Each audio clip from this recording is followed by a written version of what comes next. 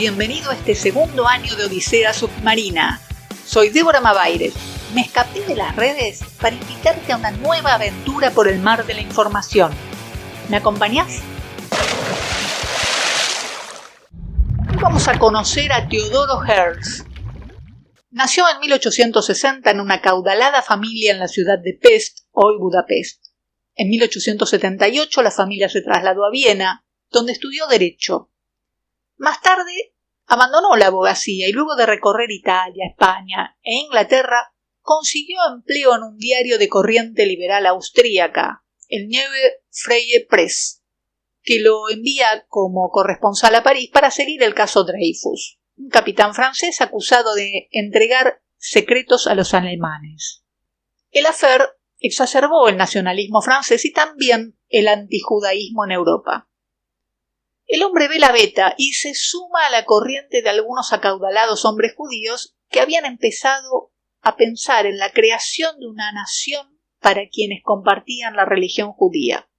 Entonces escribe un libro, El Estado Judío, ensayo de una solución moderna de la cuestión judía.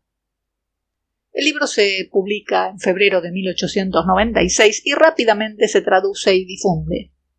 Con este manifiesto logra dos cosas: instalar la idea de la creación de un Estado judío independiente para todos los judíos del mundo y que sea considerado como un asunto de política internacional. 2 meses más tarde, en abril, Herzl ya era todo un diplomático avisado con objeto de ganar apoyo para la causa sionista en el plano internacional. Pero en su afán de ganar adeptos, comienza a mezclar las definiciones que nos embarullan hasta el día de hoy. En sus escritos es lo mismo ser judío, que es practicar una religión, que ser ciudadano de Israel, un país que por entonces ni siquiera existía, y que ser sionista, que es el movimiento político internacional que busca la supremacía del Estado de Israel. Si le sumamos la instalación de la idea de que el antisemitismo, es decir, oponerse a los pueblos semitas, entre los cuales están los árabes, es antijudaísmo, la confusión es total. Pero bueno, en 1896, en abril, visitó al sultán de Turquía para que le ceda Siria, esa misma Siria que hoy está siendo destruida a bombazos, y logró obtener el beneplácito de la prensa de la comunidad judía londinense que venía bancando a Rothschild y a la corona inglesa en la ocupación de Palestina. Era inevitable que hubiera conflictos con los habitantes de Siria, de mayoría árabe. Entonces Herzl plantea la desposesión y el desplazamiento. Esto no lo digo yo, no es un invento antijudío, sino que lo escribió el mismo Teodoro en sus diarios en 1895. Cuando ocupemos el territorio, debemos ofrecer beneficios inmediatos al Estado que nos reciba. Debemos expropiar con cuidado la propiedad privada en el Estado que se nos ha asignado. Intentaremos desplazar a la población pobre que está a lo largo de la frontera, procurando empleo para ella en los países de tránsito, al tiempo que le negamos el empleo en nuestro país. Los propietarios vendrán a nuestro lado. Tanto el proceso de expropiación como el de la eliminación de la pobreza deben ser llevados a cabo de forma discreta y con prudencia. Permitamos a los propietarios creer que nos están engañando, vendiéndonos las cosas más caras de lo que en realidad valen. Pero nosotros no les vamos a revender nada. Debemos vender solo a los judíos, y todo intercambio de bienes raíces debe realizarse solo entre judíos. No es necesario decir que debemos tolerar respetuosamente a la gente de otras religiones y proteger su propiedad, su honor y su libertad con las más severas medidas de coerción. Esta es otra área en la que debemos mostrar al mundo entero un magnífico ejemplo. Debe haber muchos propietarios inamovibles en áreas individuales que no vayan a vendernos su propiedad. Debemos simplemente dejarles allí y desarrollar nuestro comercio en dirección a otras áreas que nos pertenezcan a nosotros. En 1897, Herz fundó en Viena El Mundo, el primer diario sionista oficial. Ese mismo año organizó el primer congreso sionista en Basilea. Allí fue elegido presidente, cargo que ocupó hasta su muerte en 1904, y en 1898 comenzó una serie de iniciativas diplomáticas destinadas a conseguir apoyo para un país judío. El plan que detalló en su libro estaba más que claro. En concedernos la soberanía están vivamente interesados los gobiernos de los países donde se propaga el antisemitismo. Para tal menester, sencillo en su principio pero de difícil ejecución, se crearán dos grandes órganos, la Society of Jews y la Jewish Company. Lo que la Society of Jews ha elaborado desde un punto de vista científico y político, la Jewish Company lo llevará a la práctica. La Jewish Company se ocupa de liquidar los intereses patrimoniales de los judíos dispuestos a partir y organiza el intercambio económico en el nuevo país. Tal y como se ha dicho, la partida de los judíos no debe imaginarse como cosa repentina. Será gradual y durará decenios. Los primeros en salir serán los más pobres, quienes desbrozarán la tierra. De acuerdo con el plan establecido de antemano, construirán carreteras, puentes, ferrocarriles, levantarán telégrafos, regularán ríos y fundarán sus hogares. Esto era en 1896. Digamos que ahora no es necesario construir lo que ya está construido, bastaría con comprarlo. En 1897 se realiza el primer congreso sionista en la ciudad de Basilea y la mayoría creía que promover la creación de un nuevo Estado para los judíos no apaciguaría el antijudaísmo, sino que lo exacerbaría, porque los considerarían traidores a la patria donde vivían. Sin embargo, Herz logra plantear allí que la lucha era política. Para esto se establecieron 4 bases. Una, la promoción de asentamientos judíos de agricultores, artesanos y comerciantes en Palestina. 2. La federación de todos los judíos en grupos locales o generales de acuerdo con las leyes de los diferentes países. 3. El fortalecimiento del sentimiento y la conciencia judía. 4. Medidas preparatorias para el logro de los subsidios gubernamentales necesarios para la realización de los objetivos sionistas.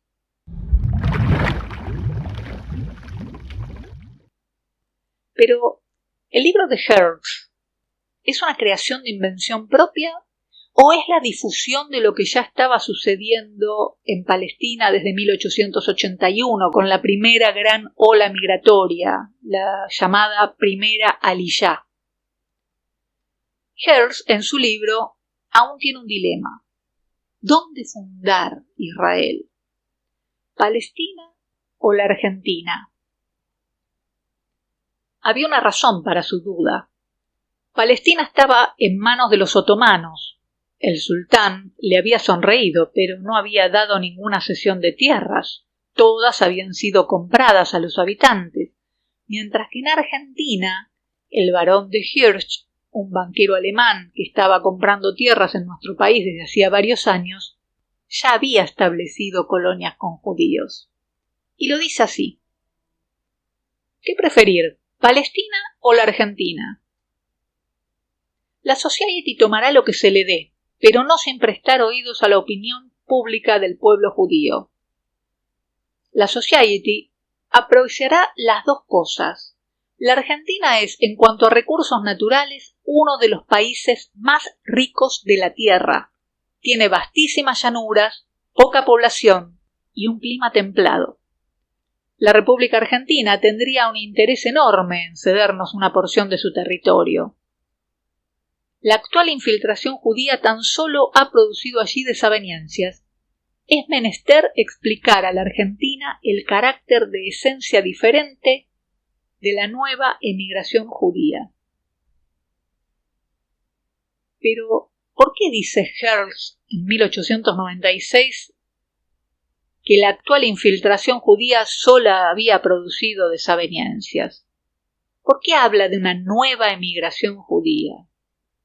Vayamos más profundo, a la primera oleada para ser exactos. Entre 1860 y 1930 arribaron a la Argentina alrededor de 6 millones de europeos. Además de los derechos que la Constitución Nacional reconoció a los extranjeros de buena voluntad que quisieran venir a trabajar a nuestro país, durante el gobierno de Nicolás Avellaneda se sancionó la Ley Nacional de Inmigración y Colonización en el año 1876, en la que el Estado cubría los gastos del traslado de los inmigrantes a los lugares donde encontraran trabajo y decidieran establecerse. Es que los terratenientes que se habían apoderado de las tierras aborígenes en la mal llamada Campaña del Desierto ahora tenían muchísimas tierras, pero habían matado a la población local o la habían desplazado y no tenían trabajadores. Acorde a las necesidades de la naciente oligarquía, durante la primera presidencia del liberal Julio Argentino Roca, se firmó el decreto del 6 de agosto de 1881, designando funcionarios en Kiev para promover la inmigración judía procedente de Rusia y Europa Oriental, y posteriormente, en 1887, se sancionó la ley que autorizaba la entrega de pasajes financiados. El multimillonario banquero alemán, barón Maurice de Hersch, tenía contactos con el principal agente financiero del gobierno argentino en Europa, la banca Baring Brothers, y estaba mucho más ligado aún al banco Murrieta & Company, que era agente financiero del gobierno de la provincia de Santa Fe. El crecimiento de los bonos argentinos lo convenció de que este sería un lugar propicio y financió un asentamiento de inmigrantes ucranianos judíos en Argentina. El 14 de agosto de 1889, 6 años antes de los escritos de Hertz, arribaron a Buenos Aires en el buque Weser 815 ucranianos judíos que provenían de la región de Podolia. Desde allí viajaron unos 600 kilómetros al noroeste y establecieron el primer asentamiento judío en Santa Fe. Hirsch publicitó su proyecto en los medios disfrazado de filantrópico. Ante el corresponsal del New York Herald en París, el 29 de abril de 1891, al referirse a la comisión enviada a la Argentina con motivo del proyecto de colonización que había sido presentado por Wilhelm Lowenthal, y para fomentar la misma, porque, Hirsch también estaba financiando los mismos asentamientos en Estados Unidos con una fundación que llevaba su nombre. Pregunta al corresponsal, ¿por qué ha elegido la República Argentina? Hirsch responde, debido a que la comisión me informó que allí hay tierras para cultivo excelentes. Yo deseo conseguir las mejores tierras aptas para la agricultura y en la República Argentina podemos adquirir cualquier cantidad de las mismas. Ya tenemos 400 familias establecidas allí y les está yendo muy bien.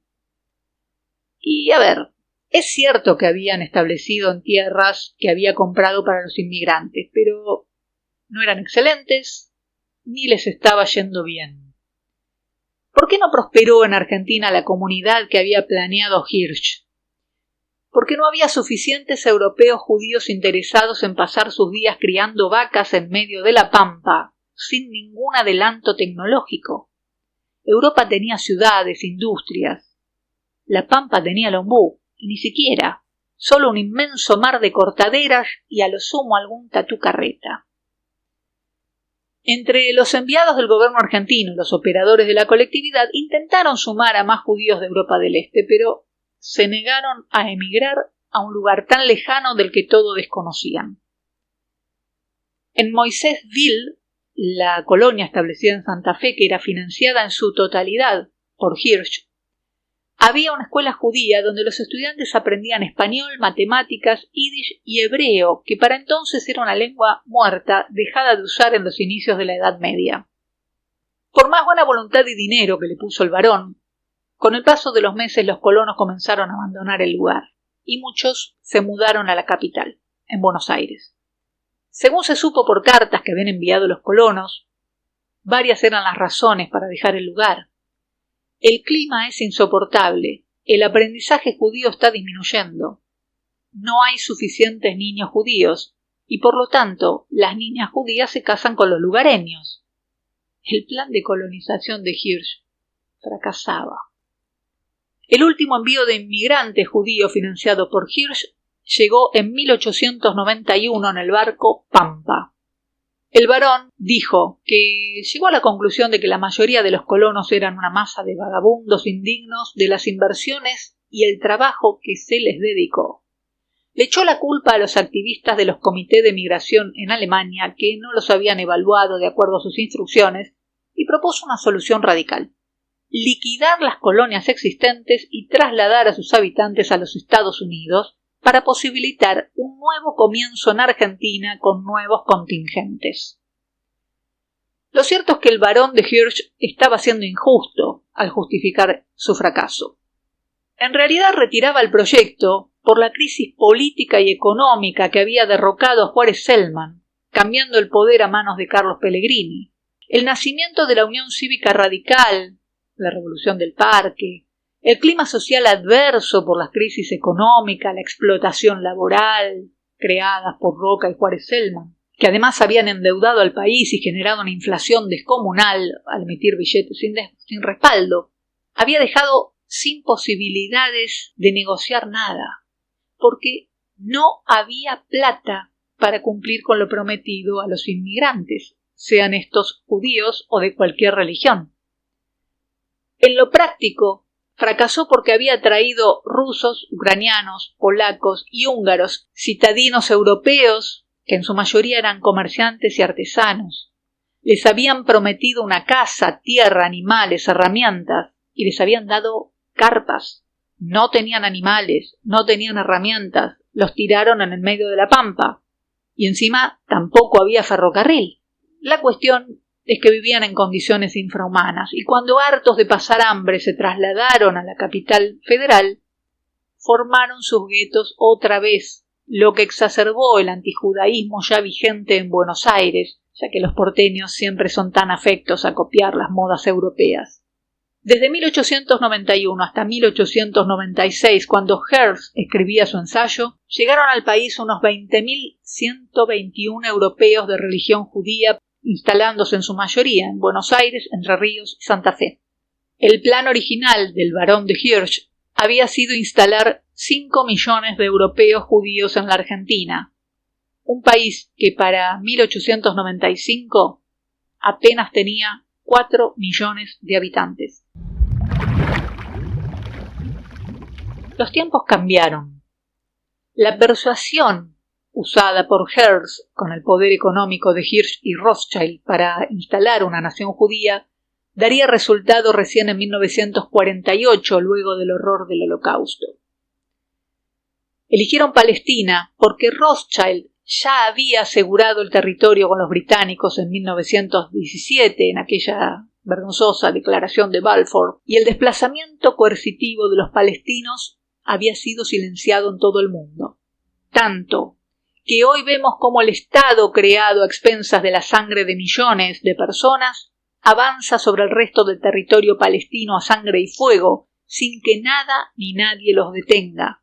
Y muchos funcionarios israelíes dicen sin tapujos que el plan es eliminar palestinos tengan la edad que tengan, incluso bebés. Vemos lo que pasa allá, pero ¿qué pasa con la Argentina? ¿Hay una segunda oleada? Vamos a ver. Mientras te ajustas tus patas de rana, te recuerdo que esta es una investigación independiente producida gracias a la colaboración de quienes consideran mi trabajo. Si querés ser parte de esa comunidad, podés ayudar a sostenerla con un aporte en mabaires.mp, la cuenta de Mercado Pago, o en mabaires.dni, la cuenta de Banco Provincia. Muchas gracias. Ahora sí, seguime, chango. En los años 70, el ejército argentino señaló la construcción de 25.000 viviendas precarias vacías en territorio patagónico. Se habló entonces del Plan Andinia, pero rápidamente fue tildado de teoría conspirativa. Desde los años 90 a esta parte, se pueden ver algunos hechos sugestivos que permiten establecer que el desembarco fue político, financiero y económico. La instalación del neoliberalismo, que casi acabó con la banca y la industria local, también sometió al endeudamiento a la Argentina, y hoy vuelve a repetirse en la última década de un modo mucho más descarnado. Eduardo Elstein, el hombre que el Congreso Judío Mundial eligió hace 30 años para administrar sus finanzas en esta región, es el dueño de la constructora IRSA, Inversiones y Representaciones Sociedad Anónima. Junto a sus socios más cercanos, Marcelo Mindlin y el británico Joy Lewis, han tomado el control de las industrias de bienes raíces, electricidad, agricultura, minería y finanzas de la Argentina. Elstein es además el administrador de IDBD Holding, empresa de Israel que le vendió a Gran Bretaña el escudo misilístico que hoy nos amenaza desde Malvinas apuntando a Tierra del Fuego. Elstein está vinculado con el Rebbe Menachem Mendel Schneerson del movimiento Chabad Lubavitch, con sede en Nueva York, a menudo llamado simplemente Chabad, una de las organizaciones judías jasídicas ortodoxas y más influyentes a nivel internacional. Elstein, según cuenta la página de su organización, es el presidente honorario de Chabad Argentina y en esa posición ha sido un socio crucial para todas las actividades de Chabad en el país e incluso a nivel mundial. Cresud, una de las empresas del grupo que dirige Elstein, es dueña de 1 millón de hectáreas en Argentina. Durante los años 90, actuó en conjunto con un bufete de abogados, Sang, Bergel y Viñes, que privatizaron por ejemplo, Aguas de Córdoba y la petrolera estatal YPF, esa a la que Federico Sturzenegger le fraguó los balances para justificar su privatización porque daba pérdida. Debe haber sido la única petrolera en el mundo que dio pérdida. Dos de los socios de la firma, Saúl Sang y Ernesto Viñes, también trabajaban para IRSA. Sang es hoy vicepresidente de IRSA y de Cresud. Su hija, Natalia Sang, pertenece al riñón de negocios de Mario Quintana, el dueño de Pharmacity, donde era la directora financiera, y por supuesto, fue funcionaria de Mauricio Macri. Además de las relaciones profesionales que la unen con el grupo Pegasus, Natalia es la cuñada del socio de Quintana, Alejandro Gorodisch. Durante los años 90, cuando se estaba haciendo la privatización del Banco Nacional de Ahorro y Seguros, llamado Caja Nacional de Ahorro y Seguro, debieron cancelar el contrato del Estado con Sang, Bergel y Viñes en medio de un escándalo, porque se supo que la consultora, manejada por este grupo de abogados, intentaba vender el banco a su empleador Elstein. Pero eso no impidió el plan, siguió adelante. El banco, ahora conocido como la Caja Sociedad Anónima, fue privatizado y vendido a una compañía italiana y al grupo Wertheim de Argentina. Los Wertheim son dueños del Banco Patagonia y están estrechamente vinculados a Elstein a través de sus roles en la Organización Sionista Internacional, el Congreso Judío Mundial. En 2017 eligieron a Adrián Wertheim para presidir el Congreso Judío Latinoamericano. Gerardo Wertheim fue ahora designado embajador en Estados Unidos a pesar de estar procesado por una simulación de venta de $84 millones y tener domicilio fiscal ilegal en Punta del Este, Uruguay. Elstein asesora al actual presidente. Lo tuvo viviendo en su hotel durante 2 meses. Y logró poner a Nicolás Alberto Pagoj, egresado de la Universidad de Tel Aviv, hombre de IRSA, en la Agencia de Administración de Bienes del Estado. Bienes del Estado que Milei promete vender. Así como también promete modificar la ley de tierras para que cualquier extranjero pueda comprar la cantidad de tierras que quiera en nuestro país. Y también promete que las empresas con domicilio fiscal extranjero no paguen impuestos en nuestro territorio. El actual presidente, que hundió una bandera israelí en cada acto electoral, hoy escribe en hebreo una amenaza contra el pueblo argentino en sus redes sociales. al igual que Massa, Menem, Duhalde, Bullrich, Macri, Rodríguez Larreta y Fernández, entre otros, Milei fue a Israel. Al igual que todos los hombres mencionados, se sacó la foto en el Muro de los Lamentos.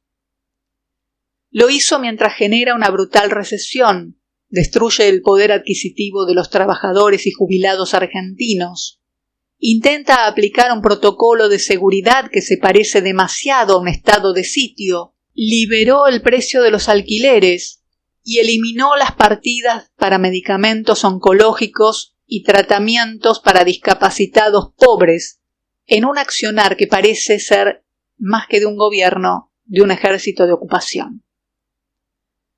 Y uno no quiere creer en conspiraciones.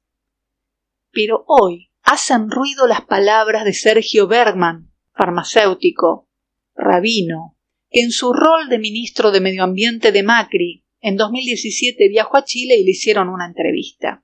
Allí dijo: uno no puede quedarse solo pidiéndole a Dios, sino que hay que ayudarlo a Dios también, a que se haga presente en esta bendita tierra, para que la Argentina, como tierra prometida, cumpla.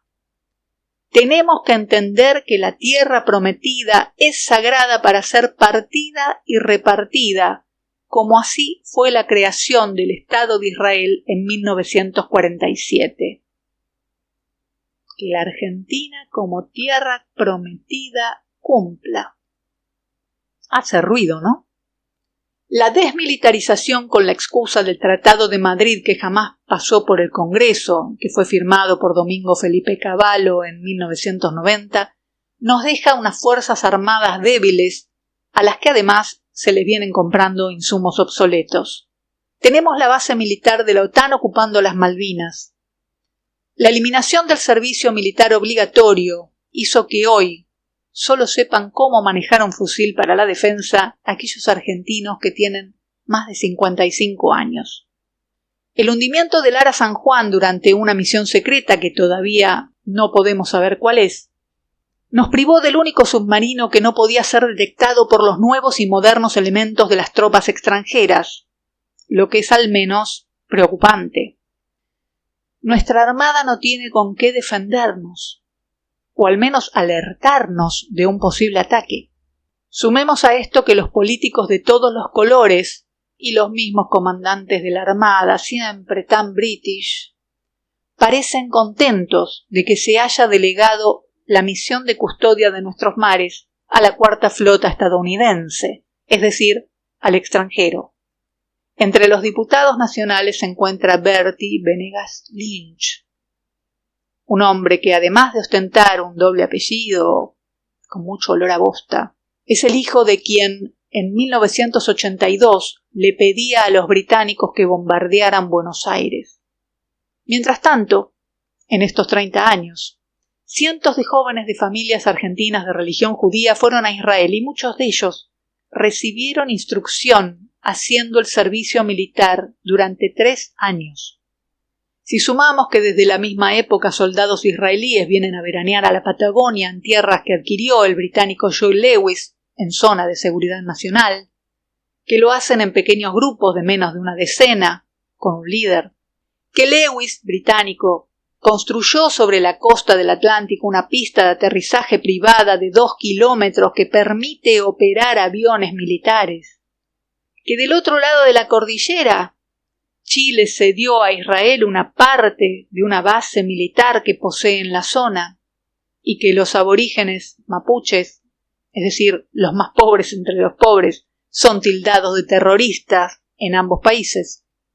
Viendo lo que sucede en nuestro país, con 2 neuronas atentas nada más, se parece demasiado a lo que proponía Hearst en 1896, aquello de obtener el beneplácito del gobierno local, desplazar a la población pobre al tiempo que le niegan el empleo, lo de conseguir las mejores tierras aptas para la agricultura y solo dar beneficios comerciales y financieros a los sionistas. ¿No es acaso lo que las corporaciones financieras hicieron en Ucrania apoderándose de las mejores tierras europeas en menos de 8 años al imponer un gobernante y crear una guerra? Te dejo la inquietud y recordá que el judaísmo es una religión milenaria y como tal merece nuestro respeto. Pero el sionismo es un movimiento político internacional de corte liberal nacido hace 120 años que promueve la supremacía del Estado de Israel por sobre todas las demás naciones. Y no todos los judíos son sionistas. Y no todos los sionistas son judíos. Y no todos los sionistas son de derecha. Pero esa es otra historia. Te espero la semana que viene para una nueva Odisea Submarina.